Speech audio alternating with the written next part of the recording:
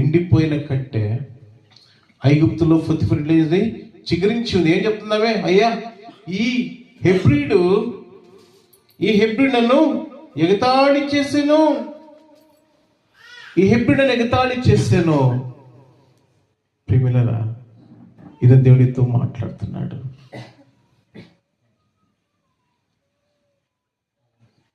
నిందారహితుడిగా ఉన్నామా మనం?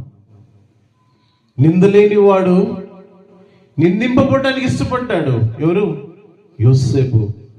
నిందపడుతూ ఉన్నప్పుడు మనమైతే ఏం చేస్తాం? ఏమో నన్ను నిందేస్తే ఏం చేస్తాం? అస్సలు మామూలుగా క్రైస్తవులు లేదు, ఏమీ లేదు, మామూలుగా రే అంటాం కదా. ఆడళ్ళు మీరు చాలా మంచి, అస్సలు మోరెప్పరు కదా. ఇప్పుడప్పుడు అసలు చాలా మంచోళ్ళు కదా. అది ఈ తరం వారు మరీ మంచోళ్ళు. అస్సలు ఇంత మాట అంటే నన్ను ఎందుకన్నా, నేను అనిపించుకుంటానా, ఏ గేట్లా అంటారు లేదా కోడల పిల్లలు. మీరు మంచివాళ్ళు, మా కోడలు లేండి. ఒక్క మాట అంటే మనిషికి వచ్చినట్టు అవుతుంది కోపము. కావట్లేదండి.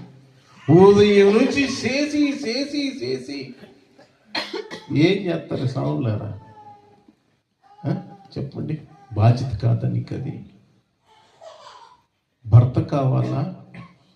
భర్తతో వచ్చిన పని మట్టుకు వద్దుపోతాడు చెప్పండి, అది కూడా కావాలి కదా. సో కాబట్టి ఒక చిన్న నింద లేదా చిన్న ఇది పడినారే అనుకో, అయిపోయా, అత్త అయిపోయా, మా అమ్మ అయిపోయా, అమ్మ అయిపోయా, నాకు ఇప్పుడు అమ్మ నాన్న లేదు, అత్త మామ లేదు.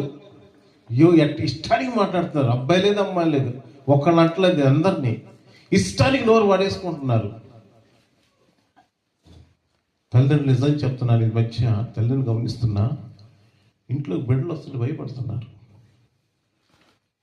వాస్తవం చెప్తున్నా నేను. ఒకప్పుడు ఉండేది, అత్తమామలకు కూడా టెన్షన్ అయిపోయింది, కోడలు వస్తుంది ఇంటికి.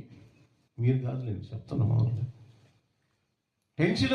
ఏం మాట్లాడుతుందో ఒక మాట్లాడితే ఎన్ని మాటలు మాట్లాడుతుంది, టెన్షన్. ఏమంటారు? ఎందుకంటే భయం పోయింది. ఎందుకు మా తెలియట్లా, భయం అస్సలు ఉండలేదండి మనుషులకి. పెద్ద చిన్న ఎట్టబడితే మాట్లాడితే వాళ్ళు హర్ట్ అవుతారేమో. పెద్దోళ్ళు అనారోగ్యాలతో ఉన్నారు, వారికి ఆరోగ్యం ఏమైనా స్పాయిల్ అయిపోతుంది. అసలు ఏం ఆలోచన ఉంటుంది, అసలు ఏది పడితే మాట్లాడేస్తున్నారు. వాడు ఇటన్నా సావని. నిజమే, కుమిలిపోతూ ఉంటారు పెద్దోళ్ళందరూ. సో ఇక్కడ ఎలా ఉంది పరిస్థితి?